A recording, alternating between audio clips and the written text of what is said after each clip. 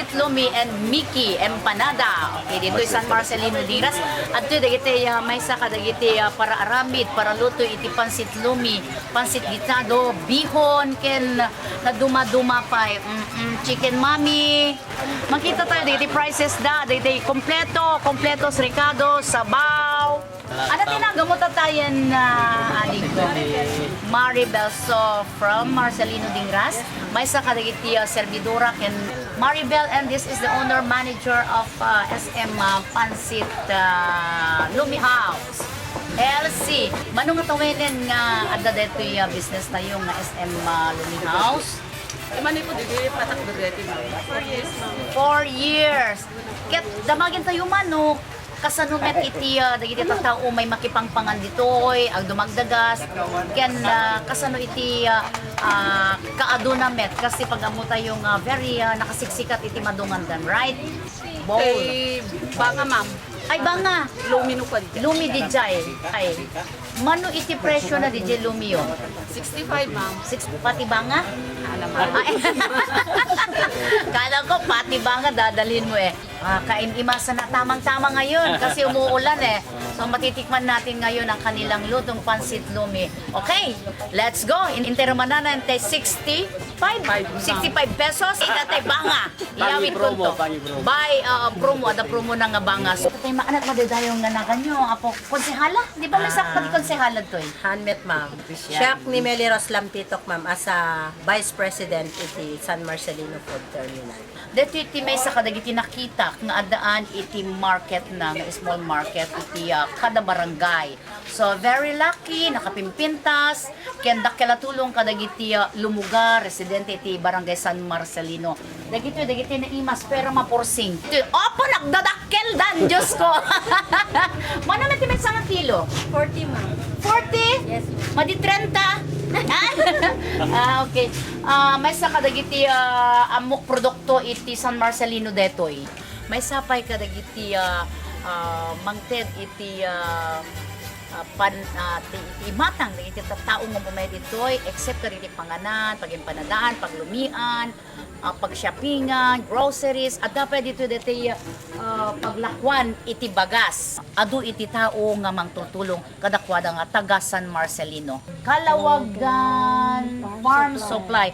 So kompleto awan ti sa Pulemon.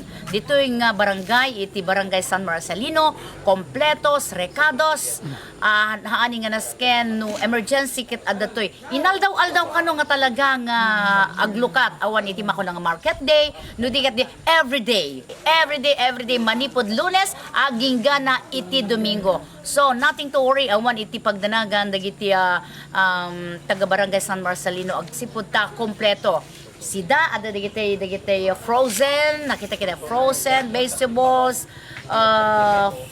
fish, dagiti ikan ken namnamay mlas na fresh agsipud ta inaldaw da nga agparty iti baboy.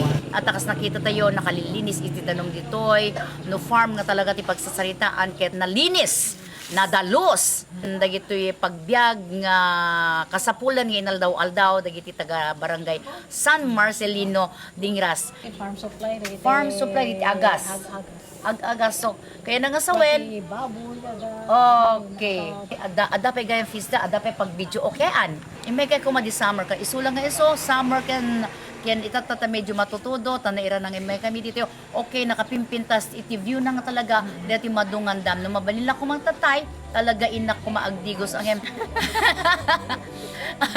iso nga into no next time umay kami tumanen dito sa San Marcelino Dingras hopefully nga adu pa digiti mayat nga umaymet mangkita ken mangpadas umay agdigos iti nakalitlit na nga danom iti madungan dam dito sa San Marcelino. Gamin dito yung sa kukunti barangay Francisco kasama ton ba. Bas balitalong barangay daytoy.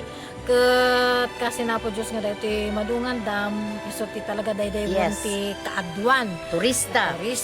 Aglano ti summer nakaadu nga tattao talaga nga sabasabali nga luglugar oray pa dagiti agapon abroad talaga dayday won dayto nga madungan dam no ti summer talaga nga nakapinpintas amin nga kuha sa adungot ti makandijay kompleto. So, kompleto. Yun nga souvenirs kada pa kompleto. Mm. So nga maawis pa amin nga dagiti agnay-ngayangay nga kayat nga makakita ti madungan dang talaga napintas.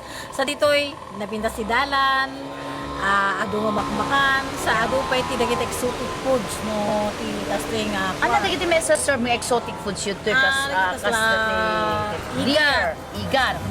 Igat. Yeah.